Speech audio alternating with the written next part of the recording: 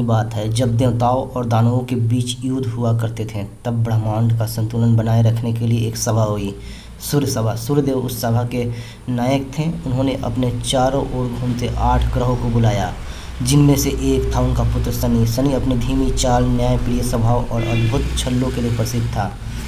सूर्य बोले, हे मेरे पुत्रों, पृथ्वी पर मनुष्य विज्ञान और तकनीक में बहुत आगे बढ़ गए हैं।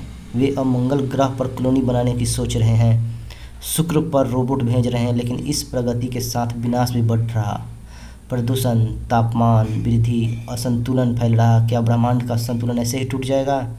शनि महाराज ने सिर झुकाया और कहा, पिताश्री, आपने ठीक कहा। विज्ञान ने मनुष्य को बहुत कुछ दिया, रॉकेट, उपग्रह, टेलीस्कोप, लेकिन उसने धैर्य और सम्मान खो दिया। पृथ्वी को माता मानने वाला मनुष्य आज उसी पृथ्वी को खोखला कर रहा है।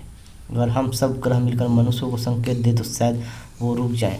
बृहस्पति महाराज ज्ञान का गुरु कहा जाता है, बोले, हम ग्रहों का प्रभाव उनके जीवन में पहले से है, इससे ज्योतिष कहते हैं। यदि हम अपने प्रभाव को थोड़ा तेज करें तो शायद उन्हें चेत आए।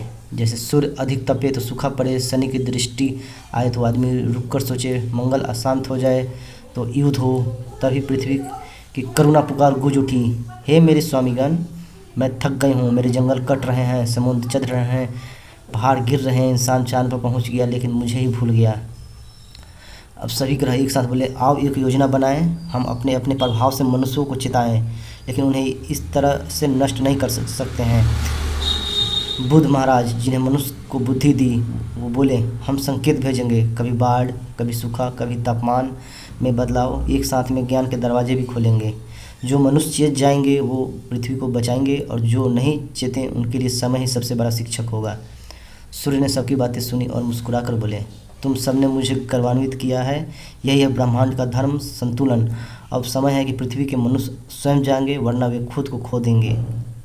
उस दिन से ग्रह अपने अपने ढंग से संकेत भेजते हैं, कभी चंद्र ग्रहण, कभी सौर तूफान, कभी भूकंप, कभी मौसम का बदलाव। यह सब किसी दंड के लिए नहीं, बल्कि चेतावनी और सीख के लिए है। बड़े भैया और प्यारी बहना, लाइक मत करना कोई बात नहीं, लेकिन सब्सक्राइब जरूर करना। ये एक छोटा भाई का निवेदन है। Thank you.